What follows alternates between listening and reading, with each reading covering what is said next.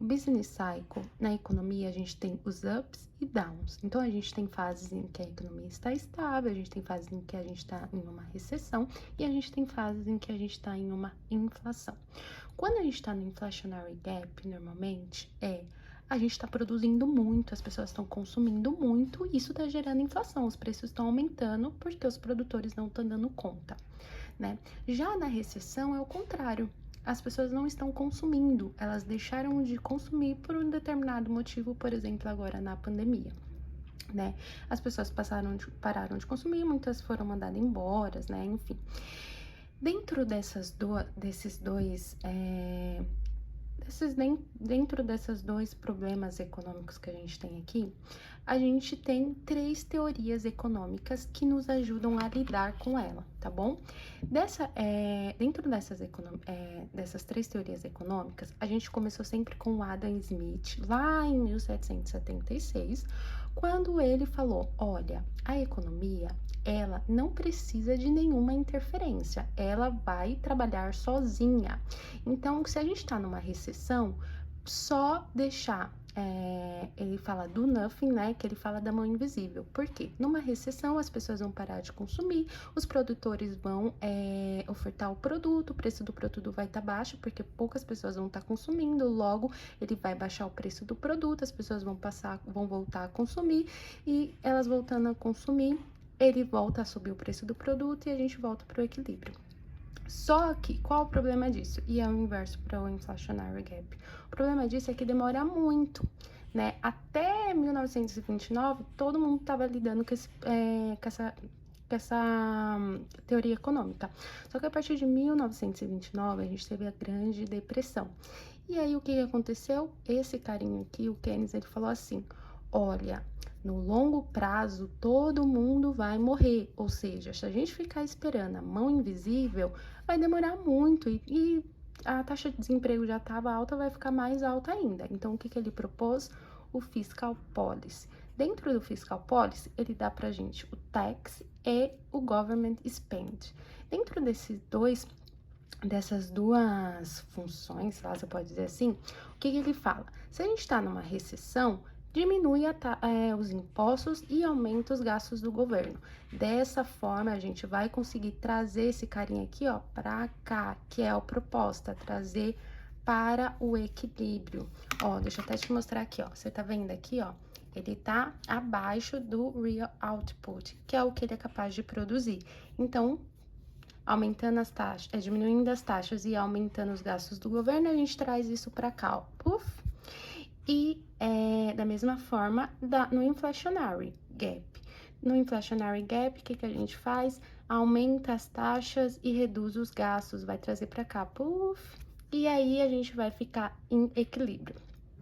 Até aí tudo bem. Só que o que começou a acontecer?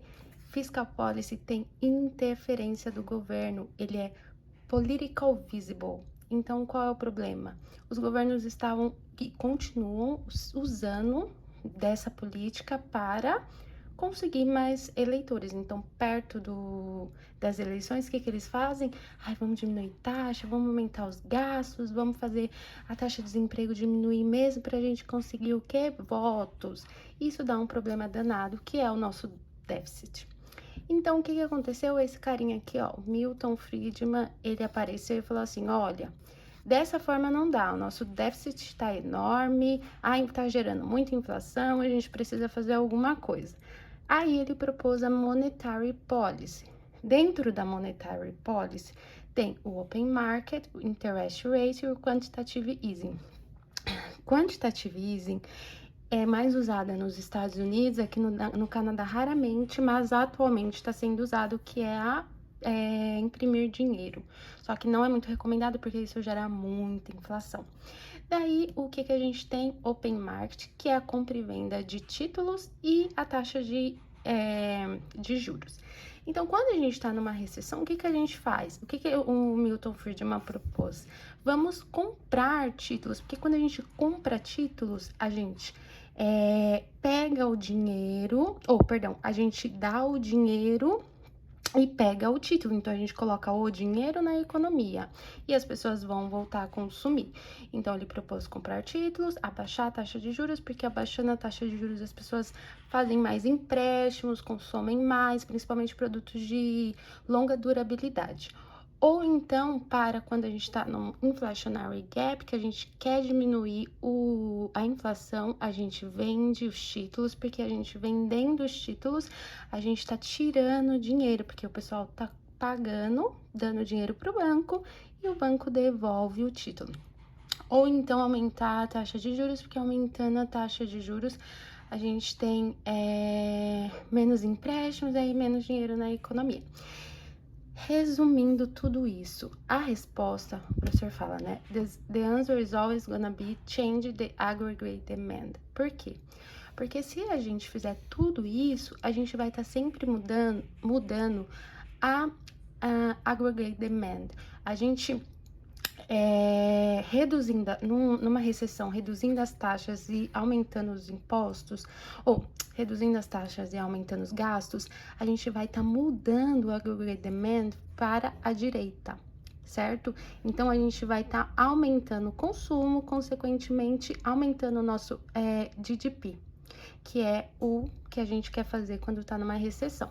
Numa inflação, a gente vai fazer o quê? A gente vai change the aggregate demand para a esquerda, porque a gente vai reduzir o consumo. E por que o consumo? Porque o consumo equivale a 85% do GDP. Então, ele é o mais importante. Se você mudar ele, você já garante que o impacto vai ser muito maior e muito mais rápido. E aí, vai ficar muito longo esse vídeo, mas dentro de todas essas políticas econômicas, você tem que pensar o seguinte: quais são as vantagens e desvantagens? Por exemplo, monetary policy, a vantagem é que assim não tem visibilidade, is not visible politic visible, porque quem faz isso é o Banco do Canadá, ele é a parte do governo. No fiscal policy é o próprio governo, o Trudeau junto com aquela Karina, sei lá, uma mulher, esqueci o nome. Então, aí a gente tem o lag, que é o tempo que vai demorar para identificar o problema, quanto tempo a gente vai demorar para definir as políticas para o parlamento aprovar, e aí quanto tempo a gente vai ver a aprovação. Então, basicamente, é isso.